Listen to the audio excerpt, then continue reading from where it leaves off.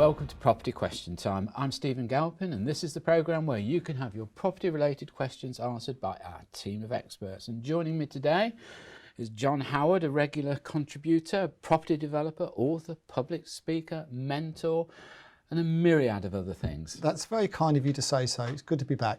Okay, good to have you, John. Good trip in? Very good trip, yeah. Great stuff, okay.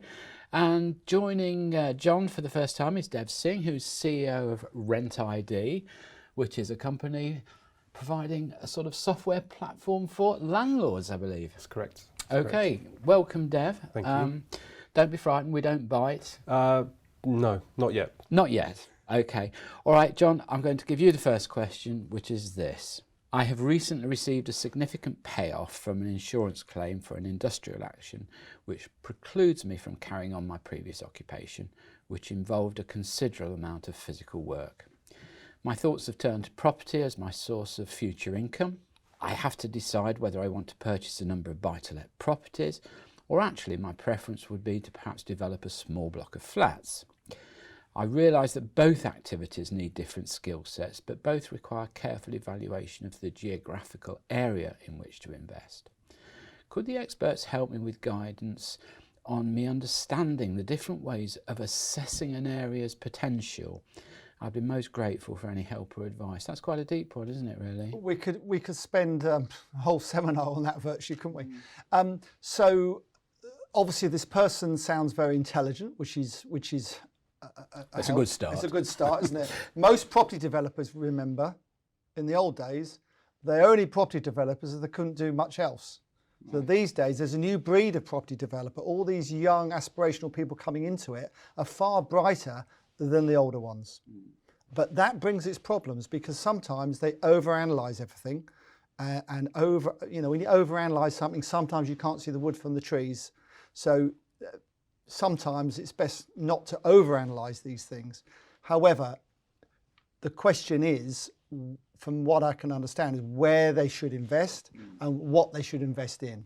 They're the two questions. Well, and how you identify that particular area? Well, first of all, the buy-to-let market is a very simple way of investing in property. Very, very simple, very straightforward, and it's passive really. So if you don't want to get too involved, you can do so. And over 20 or 30 years, these properties are have gone up in the last 20 odd years, 5% a year on average. Obviously they drop and they come back up again. But that's a very safe, steady way to invest. If you're looking to purchase or develop a block of flats, that's a totally different set of skills you need. And you're looking really to make a margin on the build of those flats.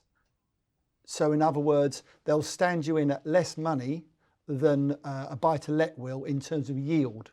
So you'll get a higher yield if you get your hands dirty and do it all yourself and build it, than you will if you just buy off-the-shelf houses on one of these portals. Now, so two different skill sets. Very hard to do start building blocks of flats if you've never done it before. If you're going to do that, you need some serious advice and some serious consultants to help you and advise you to make sure you don't trip up. In terms of area, these days there's so much information out there on the web about certain areas, and one of the figures I look at is crime rate figures in certain areas, because that will identify the rough areas as well as the good areas of a city, and look at the demographics and look what is likely to happen in the next 5 years in that city. Birmingham, for instance, in the next 5 years, they're saying there's going to be a property growth of over 5% a year, and the population growth is going up also. And that's important because if you go to the northeast, for instance, population is going down in some areas. Well, how the hell are you going to rent your properties out if the population's going down? So there's all these things have to be looked at, but they can do an awful lot sat at a desk online these days. Well, it seems there's three factors there. Buy-to-let would seem then, on what you say, to be something that you can do yourself. Safest, yeah. Building the flats, you're going to need a team. You are. And thirdly, you're going to, whatever you build, whether you build or whether you have buy-to-let, you're going to have to make sure that your product, whichever one it is, fits the demographic, aren't you? Without question. And of course, a dev specialist area as well comes into it, because you've got to manage the thing after you've built it. What have you got to add to that, Dev? So I was going to say, as John said, research can be done, but it's the most appropriate thing is just make sure your due diligence is done on the areas. Everything can be found out, crime rates. Just look around, take a walk, take a wander. I know it sounds so primitive, but it's as simple as that. Because if there is new blocks of flats going up from other developers, there is a reason why they're being built. They're not being built by chance. And if you're taking on a building, let's say you're building a 5 to 6 unit block, are you really going to be in a position to provide a end product which is better than a big developer? So your yield or your expected yield, your time, everything will always take longer, it will cost you more. That's just the way things work. So why would you push one unless you are absolutely set up for it? And I would say financially absolutely set up to run the distance, compared to buy something and step into buy-to-let. That in itself is difficult enough if it's not done correctly. But it's very simple, isn't it, Dev? Out of everything in the property world, buy-to-let is the simplest. That's why the banks will give you, the cheapest rates and everything else. And that's the other thing, Stephen, actually, we didn't mention was if you're going to develop a block of flats, if you've got the cash, that's fine. If you haven't, you're going to be paying 7, 8, 9% interest while you develop it. You then need to refinance it at the end, because that'll only be short-term lending. Whereas obviously buy-to-let, you might be at 2 or 3%. So that needs to be taken into account. I still think there's factors where you just have to, don't underestimate what happens afterwards. As you said, when you go into the management and then you want to exit, let's say they're building to keep and then sell on eventually. Yeah. What else is going to be built by that time? 5 years, as you said. Yeah. What are you going to be selling against? Dev, I particularly like what you said about go and have a look at it. I mean, I can remember over the years I've done... Late at night as well. Yeah. Well, I've done so much work for banks who've said, could you go in and look at this? We've got a developer, he's gone wrong. And I go back to the bank and I said, did any of you go and look at this before you lent the money? And they, oh no. Just some basic research. There you go. If you had gone to have a look, you'd have never have lent it in the first place, There we are. Okay, well, good advice from you both. Thank you very much for that. Dev, your question is this. I found a property I wish to buy, and this will be for my own use. The slight downside is that an existing assured short-hold tenancy is currently in place. The tenant's lease goes on for about 9 months after I'm required to complete on the purchase. I'm happy that the tenant stays on for that period and my bank have agreed. It just suits me time-wise. However, there are terms in the tenant's lease that I do not like. Because I will be the new landlord, can I either issue a new lease for that period or alter the terms of the existing one? Okay, it's a really good question. Good luck with that one. It's actually really simple. With issuing or altering, what reason would a tenant, given that they just entered into an agreement, so in the first quarter, they've already agreed to those terms once, why would they be interested in renegotiating any terms in a new agreement? But I think the way to treat it as a landlord coming in is, look, there's a great situation here where you can walk in with a property earning some income and become a landlord, but you cannot underestimate the legacy issues that may be there. So you've almost got to treat it as a new let completely. You're going to be inheriting all the information or anything that could have possibly not been done correctly at the beginning of that let. Tenants referencing, check-in procedures, inventories, everything is going to be passed on to you responsibility-wise. If you have not checked that and you haven't done it, you're walking into a world of problems because, as you said, this person wants to move in 9 months' time. But we all know that rent arrears can come through. And my experience, it's always in the last quarter of the tenancy, last sort of 3 months of the tenancy, that suddenly, oh, my washing machine wasn't fixed on time, I'm no longer happy. Or a problem comes in, it's more vocalised at the end of the tenancy because it's time to get your deposit back, or a further problem's about to start. So I wouldn't underestimate walking into something like that. You do all your checks as if it's a brand new tenancy. You ensure that you go and speak to someone. A lot of people just don't do the basics. Speak to the tenant, speak to the landlord, and then go from there. Yeah, it's a long time since I've got involved in any direct letting, but I seem to remember... Because you're spoilt like me, Steve. Because I'm spoilt. Someone else does it for you. But I seem to remember it's a sensitive issue about when the notice to finish that assured tenancy is given, isn't it? Yeah, absolutely, absolutely. And again, the solicitors will help you in regards to transferring. over the original let and how the rental is split and so forth. But Section 21, as we know, there's coming issues with that. And you may have to issue a Section 8. You have to be prepared for the worst. So has the tenancy been set up accordingly so you can finish that at the time expected? Unfortunately, there is always small elements which can be missed quite easily, just going from basic credit referencing and checks which haven't been done competently, and they will cause you issues at the end, no doubt. When you come in to move into your new property, wear and tear, anything that you may be thinking you're ready for, it's never so simple. I'm sounding very negative, but you should always prepare for that. And there's plenty of checklists on the web, aren't there? Absolutely, That you can go absolutely. through. There is nothing that you cannot Google nowadays or you can't check up online, and there's plenty of help out there. It's free help as well, free help and advice on how to do things. Your solicitor obviously will do things, but I always think any landlord stepping into a space right now should take the initiative themselves to check everything. Dev, something I just wanted to expand on with you, really. I just, because of the business we're in, we look at the blogs and we look at the things in the trade press around about property, and I'm seeing more and more landlords not going through agencies. I see more and more landlords trying to let their properties direct. What are your thoughts on that? So over 50% of the market already do it. They barely turn to agents. It's amazing. I can't believe it's that high. It's over 50%. Already only go to an agency for the basic services or try and do it themselves anyway, using limited resources. I'm going to be very careful here and say, look, a competent agent always will have a space, because they've got the experience and they've got the expertise, they understand legislation. Unfortunately, we live in a world just like any other climate that they're not willing to share those, or maybe they don't have those skills in the first place. So you should always take control of your own tenancy. There should not be a point, whether you're a doctor, whether you're a full-time, you travel full-time, or whatever you do, there is not a point that you shouldn't have some sort of transparency about what's going on. So self-management is the only way forwards. Let alone what happened last year. You should be doing it yourself. There is no way that you shouldn't be taking some sort of format. If you're lucky enough, like you both are, where you don't have to, you can provide it to someone else and they'll do it very competently for you, amazing. But knowing something about your own tenancy... Don't be looking at me, look at No, me. I was looking at both of you.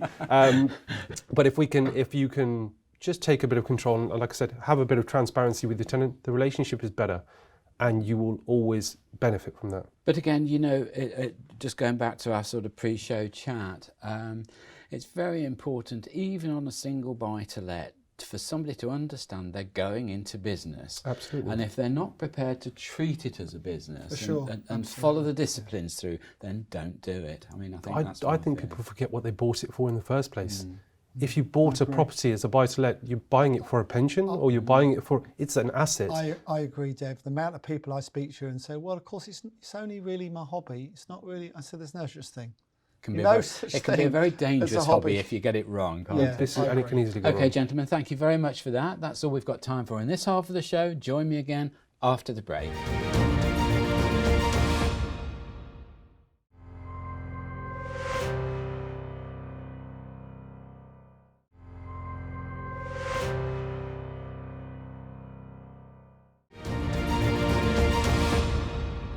Welcome back to part 2 of Property Question Time. I'm Stephen Galpin and joining me are John Howard and Dev Singh. Welcome back, gents. John, your second question, I just know you're going to love this one. If the panel started with a clean sheet, yes, what would they do to assist young and first-time buyers nationwide?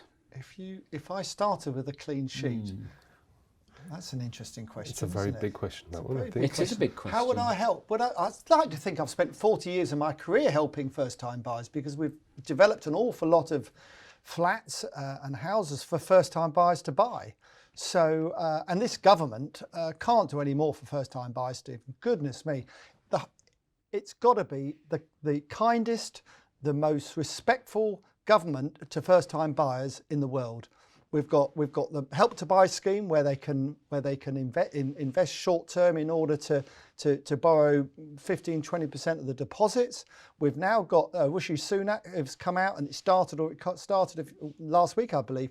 95% mortgages guaranteed by the government. I mean, what else do first-time buyers want? John, Goodness me! Let me just stop you there. Yeah. You say 95% mortgages. What else could they do? Well, what else can they do? Hold on. When I bought my first property, you could have 100%.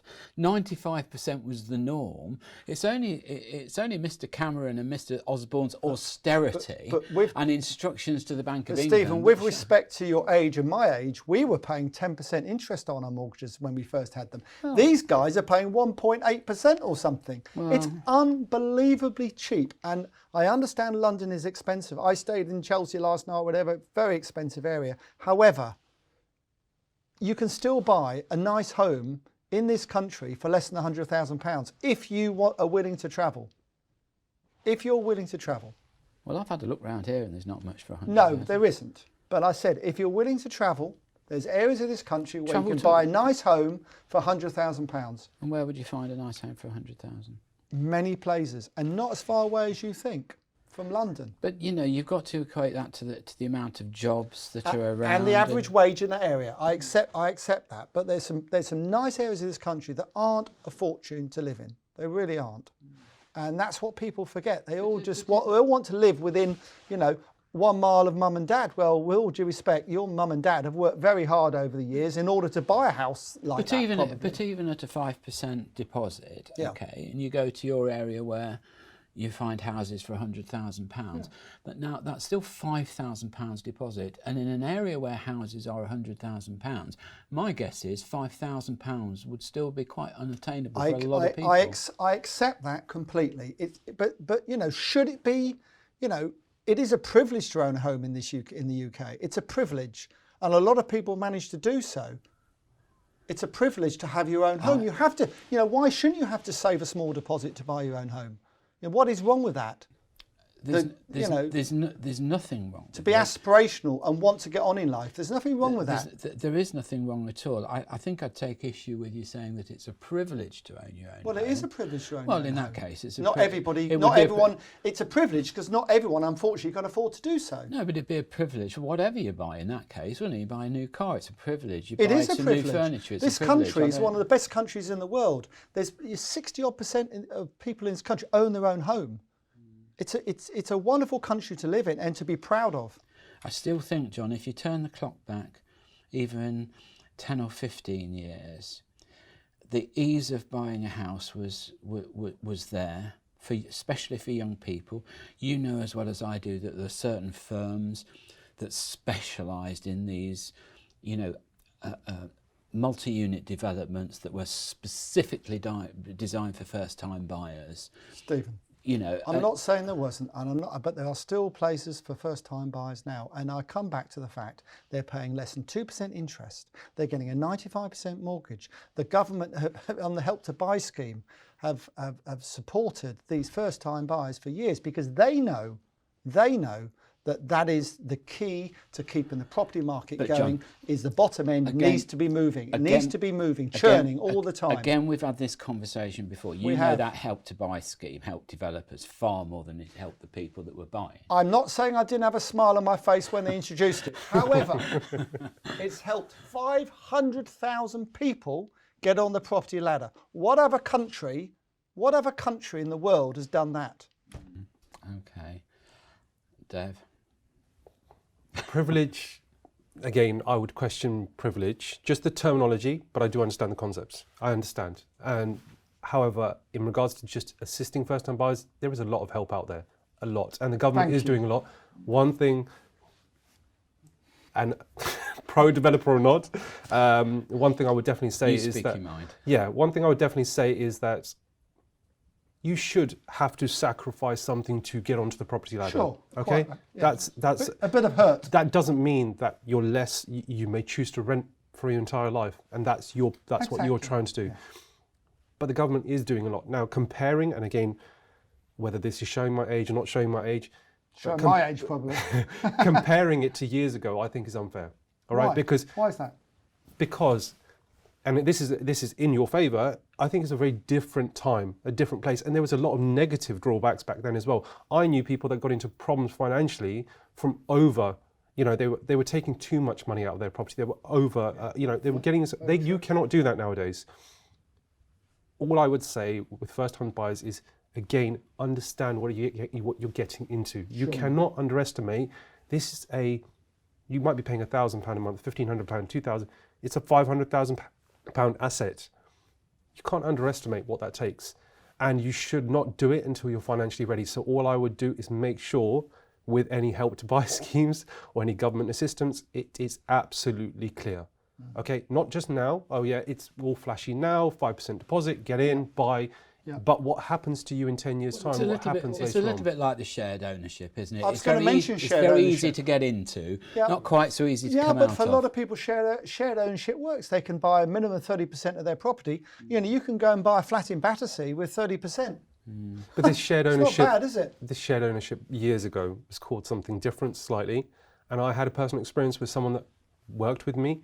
She'd worked all her life. She ended up owing money on a property. Yeah. You know, and that's the terrible shame. There's misfortunate situations, and again, it's because things weren't so clear. I do think overall we've got to be very careful, because if I think with the sort of Cameron era, there was almost an acceptance that rental was going to be the way to go, because it was the same as Europe. Europe don't necessarily believe you should own your house quite so much as we do.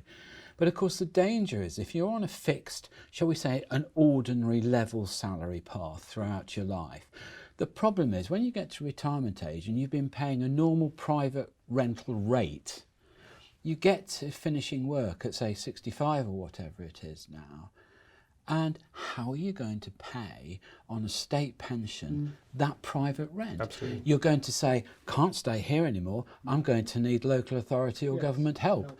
And that's just going to become a burden on all of us. So I'm all for encouraging ownership.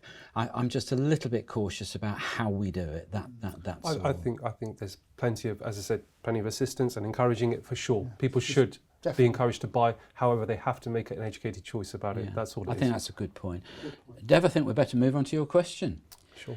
Right, I'm a new buy-to-let landlord and was lucky enough to find my first tenant very quickly. However, although my estate agency undertook credit checks, 3 months on, I'm not getting any rent.